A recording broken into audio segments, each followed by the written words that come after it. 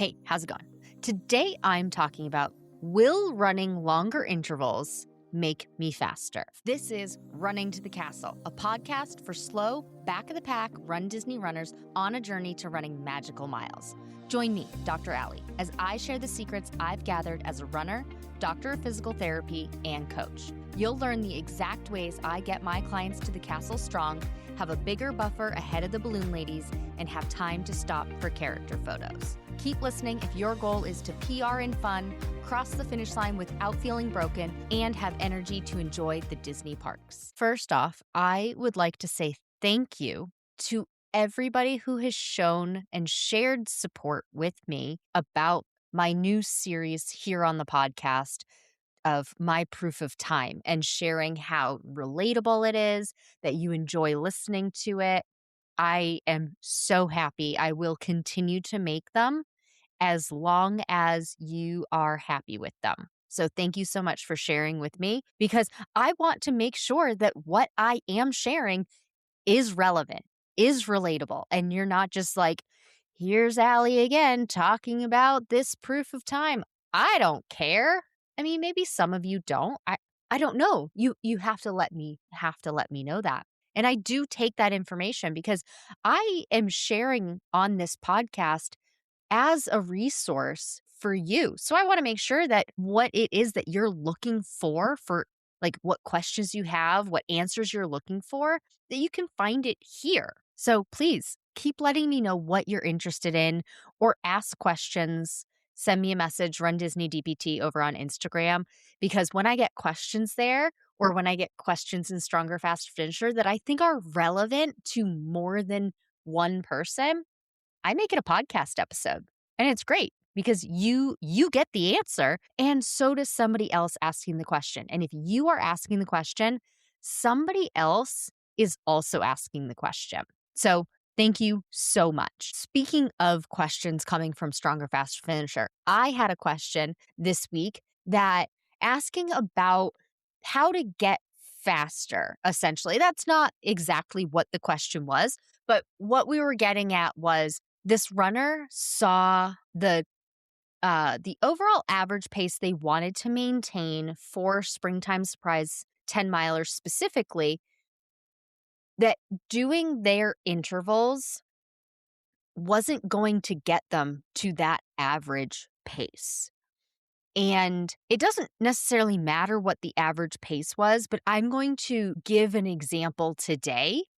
And that's not this person's average pace, but I am going to give an example today so that you can start thinking about it in relation to you. So this runner wanted to maintain a specific pace. We'll call it 15 minutes and 30 seconds, because they wanted to make sure that they were ahead of the balloon ladies, right? So they picked 15:30 as their goal average pace. Now, with that, I've said that the average pace I can't do a ton with, because you could get to that average pace so many different ways, right? Like for an average pace of 15:30, well, for easy math's sake, can I change that number for just a second? If you want to maintain a 16-minute per mile pace, and you do run walk intervals of 30-30 or an equal split. It doesn't even matter if it's 30-30. If it's an equal split, to maintain that 16-minute per mile pace, you could run 14-minute per mile pace and walk 17-minute per mile pace, or you could run 13-minute per mile pace. I've already said this wrong. Let me start over. If you want to maintain a 16-minute per mile pace, you could run a 15-minute per mile pace, walk a 17-minute per mile pace. You could run a 14-minute per mile pace, walk an 18-minute per mile pace. You could run a 13-minute per mile pace, walk a 19-minute per mile pace. You could run a 12-minute per mile pace, walk a 20-minute per mile pace. You could run an 11-minute per mile pace, walk a 21-minute per mile pace. You could run a 10-minute per mile pace, walk a 22-minute per mile pace. I'm not going to keep going out and out and out, but you see the pattern, right? And if you don't see the pattern, that's okay. Write it out. Put 16 minutes in the middle, and then on either side, just go out 1 minute. So to the left side, you go 15, so you down by 1 minute. On the right side, you go up by 1 minute, and the left side is your running pace, and the right side is your walking pace. And just keep going out and out and out until you have all of the options and see what your options are. And that's not even doing, 15-second, changing by 15-second intervals. That's changing by 1 minute at a time. But I could do, what would it be if I ran 15-15? What would it be if I ran 15-30? What would I have to walk, right?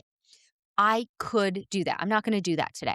But what I want to talk about is, so this runner, the question was how, I want to maintain a 15-minute, 30-second per mile pace, because that's what she wanted to do for the 10-miler. And she said when she saw it that way, that she was like, it wasn't going to be doable with my intervals. So on the fly, I changed my intervals. And you know what? I forgot to ask her what intervals she changed to on the fly. But when we were discussing it, I said, well, moving forward, what do you want to try and do? And she said, well, I want to try running for 60 seconds and I'll keep my walk the same. And I said, okay, well, let's try it. And she added in, but I don't think I can run for more than a minute at a time without gassing out. And I said, okay, well, will running 60 seconds and walking 45 seconds, will adding that 15 seconds of running, will that make her faster? And so in Stronger, Faster, Finisher, I have a spreadsheet because I love my spreadsheets. I love data and I love being able to just see what are our options. So I have a race day pacing guide, I guess. It's a way to play around with, okay, if I want to finish this half marathon as an example, because that's the next one, Wine and Dine half marathon for this person. Is it realistic that I can finish in this goal finish time? Or is it realistic that I could maintain this average pace for 13.1 miles? And let's just see what happens. So you get to put in your race distance, you get to put in your goal average pace, your run walk intervals, and how fast you walk, what your walk pace of those intervals is. And then it spits out how fast you're going to have to run. So for conversation's sake, I'm going to put that this person can walk an 18-minute per mile pace. Because remember, they want to be able to run an average of 15 minutes and 30 seconds. And again, that's a number I made up, and I'm using that number because it's a common pace, because it's just ahead of the balloon ladies, right? 16-minute per mile pace. Give yourself 30 seconds per mile buffer. Over 13.1 miles, that's a 7-minute buffer, right? Ahead of even where you just land in the corral. So looking at this, 13.1 miles, 15:30 average pace, running 45 seconds, walking 45 seconds. Because we're going to look at this one first, because this is where the person started at. This is what their intervals were.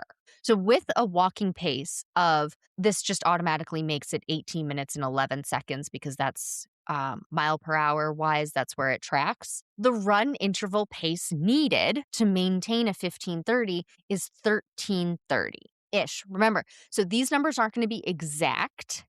So no mathematicians out there bug me on the exact numbers. It's going to be ish within a couple of seconds, just because of the way the math is. It makes everything into seconds and then reconverts it back down. So sometimes with rounding, we lose a few seconds. Anyway, 13 minutes and 30 seconds running pace.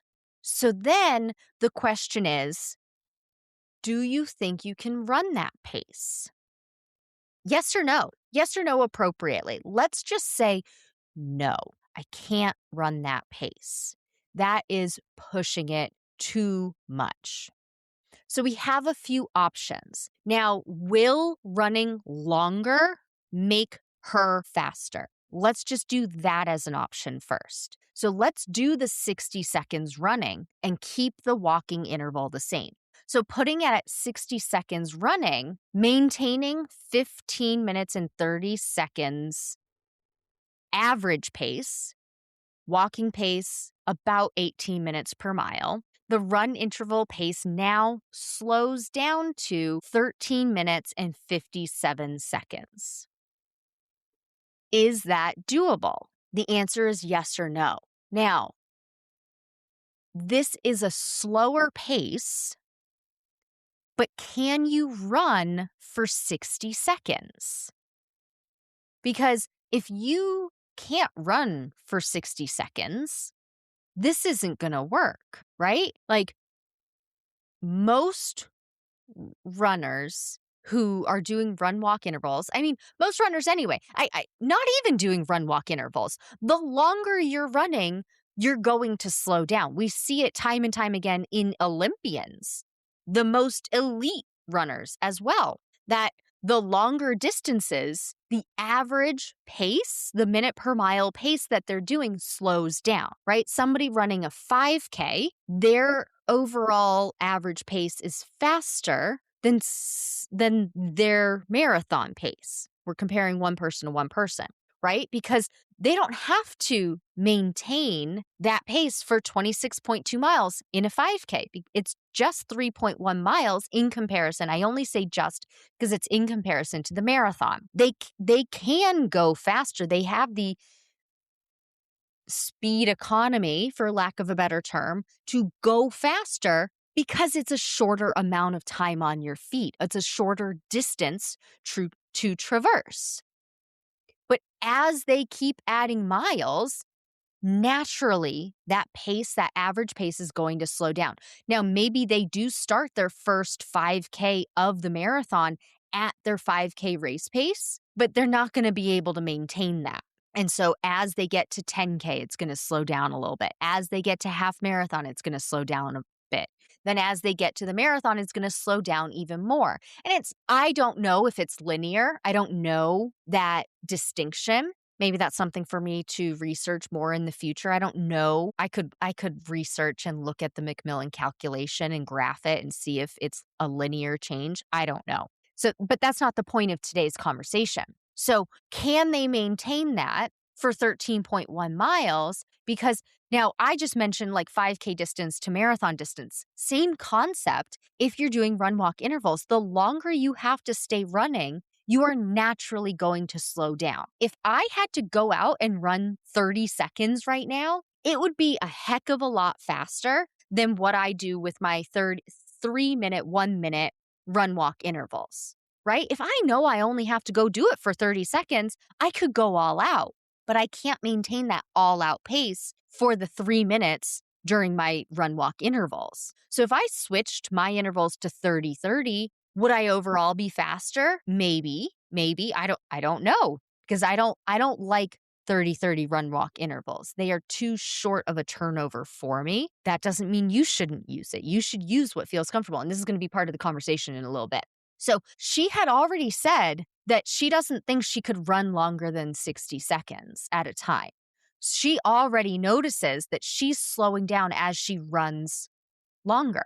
So we looked at this and I said, okay, well, now these aren't her numbers, but I said, okay, well, 13:57, that's slower, but it's 15 seconds longer of running. So there's a trade-off, right? And is that economy, is that fuel economy, is that speed economy still there? Because yes, you slow down, but you have to keep doing it. You can't walk yet. So her original question was, should I increase the time I'm running to get faster? And I said, I don't know. So we started looking at this. And there are 4 options when it comes to using run walk intervals to get faster. You can change how long you're running. You can change how long you're walking. You can change how fast you're running. And you can change how fast you're walking. So when you keep a 1-to-1 ratio of run walk intervals, it's going to stay the same. So as an example, the 45-45, I'm just going to keep talking about run interval pace because the overall average pace we're aiming to maintain is a 15-minute, 30-second average pace. The walking interval pace is about 18 minutes per mile. Those aren't changing. The only thing we're going to change is the timing of the run interval and the timing of the walk interval right now. And we're going to pay attention to what that run interval pace is going to come out at. So at 45:45, the run interval pace is 13:30. If I change that to 30:30, the run walk interval stays at 13:30. If I change it to 60:60, the run interval stays the same at 13:30. So at a 1-to-1 ratio, whether it be 15 seconds to 15 seconds, that's a 1-to-1 ratio, meaning the run time is the exact same as the walk time. Your run interval pace does not change, okay? So if you're trying to run faster and you keep those interval times the same, that may not work for you because the run interval pace to maintain that overall average pace stays the same. Now, so what happens if we run longer than we walk? So I already did the 60:45 option. And as a reminder, that means that she has to run 13-minute 57-second per mile pace for the run interval. Well, what happens if we do 60:30?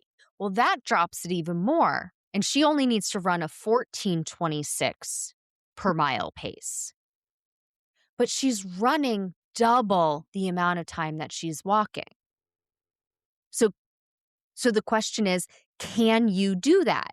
At 14:26, do you need more than 30 seconds to catch your breath? What if she ran 60 seconds and only walked 15 seconds? Well, that drops it even more. She only needs to run a 14-minute 57-second pace. But can she do a 60-15 and only use 15 seconds of walking? I don't know if that's too quick of a turnaround. So let's look at it the other way. So we're going to bring this back to 45:45 for conversation's sake, because that's what we started out at. And the run pace is 13:30. Well, what if we change the walk interval? What happens? So at 45 seconds running, what if we drop to 30 seconds walking? Well, that brings the running pace down to 14:07. So that's 37 seconds per mile slower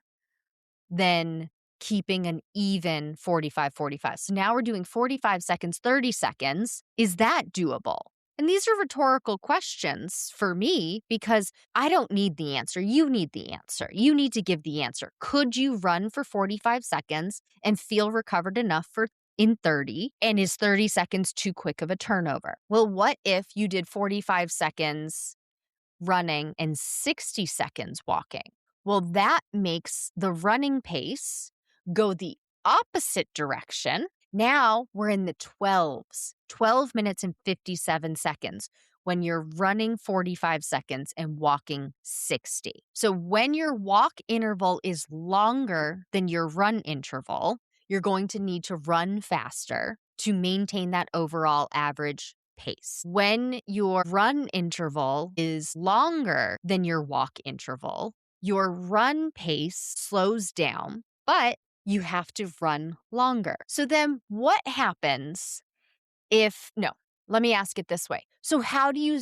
decide what to do? Because you could manipulate these run walk intervals to be whatever time frame you want to determine, well, do I have to run faster or can I slow it down? So then the next question is, well, what interval feels good to you? What feels comfortable? Some people really love the 30-30 run walk intervals. I personally think that it's too quick of a turnover. I can't get into a good rhythm, but for some runners, that is the time frame for a good rhythm.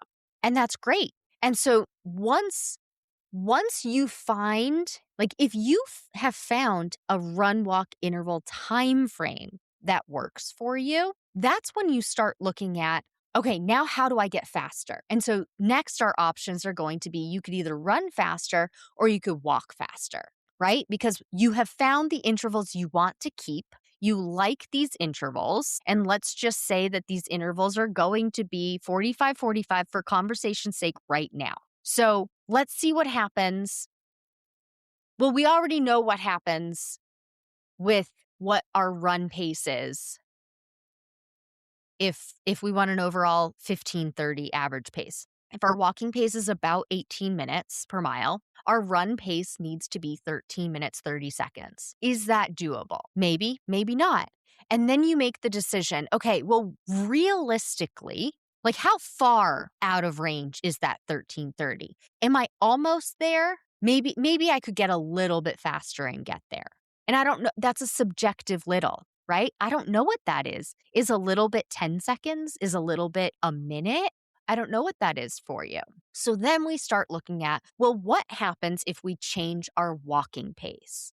And this was mind blowing to me last year because I just hadn't had anybody who had tried it. And so I didn't have the numbers. We had all just been working under the assumption that we need to run faster. And that's what I had my clients do, and we didn't pay too much attention to walking. And my philosophy has morphed over the years as I've done more run walking myself, because I wasn't always a run walker. I started off running, and then I realized, I can really enjoy this running thing a lot more. Not that I wasn't enjoying it, but I could enjoy it a lot more if I took walk breaks. And lo and behold, I do enjoy it a lot more. And so playing around with it, and one of my runners last year, she just, as part of her cross training, was playing around with her different walking paces to see how things felt. And she found a walking pace that felt good for her and started incorporating it more in like long runs. And she was like, I've gotten significantly faster without changing my overall effort. Her runs still felt easy. Now, remember, an easy pace long run, or an easy pace, excuse me, just easy pace with pace testing, easy pace, you can sing during. You can have a conversation. You could do that pace all day until the cows come home. Not literally, for my friends that take that statement literally. I have since learned I need to do more descriptors. So that's why I add in, you can have a conversation. You can sing, Let It Go. You can sing 3.5 hours of the Eras tour, right? Taylor Swift, she's doing, she's bouncing between easy and moderate, I would say, during her training. If you didn't know, to train for the Eras tour, which was 3.5 hours, spanning, I think it's 17 years of her tracks. My clients who are Swifties, correct me if that was wrong. Please do. She ran on the treadmill and sang, and she slowed it down for the slow songs and she sped it up for the fast songs. And that's how she trained her body for the Eras tour. And she was able to sing throughout that concert. Now, of course, she got out of breath at different times. Like, we're not saying you're not going to get out of breath with certain workouts, right? But an easy pace, you can sing. And so this client practiced doing these different walks. And I already knew that like we should be doing paced walking as cross training and working on just dabbling in getting our walk pace up. But I didn't know to what degree we could see changes. And she helped me see those changes. So thank you so much. So let's see in this instance, what happens if we change our walking pace. So this run walk interval is 45-45. The run pace needed is 13:30. Right now, the walking pace is 18:11. Let's just see what happens at just 18. So a 10-second difference. Now the run interval pace has dropped down to 13:37. Now remember, the run walk interval time frame is staying the same. We're just walking faster. Well, what happens if we do 17:30? Well, that drops our run pace to 13:55. Well, what happens if we drop that 17:30 to 17:15? Well, now our run pace is 14:04. So now we've changed by almost 1 minute per mile walking faster, and we can run 34 seconds slower. Well, what happens if we bring this walk pace to 17 minutes even? Well, that brings our running pace to 14 minutes and 15 seconds. Well, what if we bring that to 16:45, the walking pace? Now that brings our running pace to 14:25. So you see how just we could do multiple things. If we don't think we can get any faster running for whatever reason, we are just gasping for breath running this. And you might be doing that on race day because race day, we're not training for race day to be easy. We're training so race day is manageable. We know how to handle it. We know how we're going to feel, and we get to dictate how we're going to feel. If you want to give it your all on the race because you're going for a proof of time, well, yes, you're going to feel really worn out at the end of that, but you knew that based on how you were training, and then you know how to recover and everything. But if you do want your race day to feel easy, then you know what paces you need to run, or if you can't slow down on your pace, but you need everything to tone it down a little bit, well, then you need to walk more, right? You need to change your walk interval. So maybe you're running 30 seconds, but instead of walking 30 seconds, you're walking 60 seconds. Like on a hot day, like on a hot race, double up your walk time if you can't slow it down anymore. Because some runners they tell me, I can't go any slower. I do invite you to pace test if you feel like you can't go any slower, because I do believe that there is something that can be done, and it likely is that you can go slower, but maybe it is that you need to walk longer, right? So you can manipulate the situation. And the things that will make you run faster, you could run longer. So keeping your run interval pace the same and just run more time, that will make you faster. Overall average, that will make you faster, right? You could walk less. So not running more, but walking less, that will also make you faster. Not changing your run or your walk pace at all, but maybe you don't want to run longer or walk less. Well, then you could walk faster, or you could run faster. And there are 4 ways to make yourself go faster. And I would say that the most common one is running longer interval. That is the most common one that people think of first because it's the first one that comes to mind. Like it is a no-brainer. It's, yeah, just run more. But we have to battle when you run longer, you're naturally going to slow down. So you aren't going to be maintaining that exact same pace. So it is a battle, and you may need to work on that. And it doesn't matter which one works for you. It's 6 of one, half a dozen of the other, right? They get you the same result, and you have 4 choices. So which is it that you want to do? Do you want to try running faster? Because that's a goal for some people, right? Like I just want to be able to run faster during my intervals. Great. Other people, well, I want to run more time. I don't want to be at 30-30 anymore, or I don't want to be at 45-45 anymore. I want to get to being 5 minutes running eventually. Okay, well then you practice running more. But when you first start practicing running longer, you're going to slow down. It's going to be a natural side effect of that. And then as you get better at it, as you practice with your speed workouts in the other ways, you'll get faster. So you can run faster, you could run longer, you could walk faster, or you could walk shorter. And it's all up to you. What one makes the most sense for you?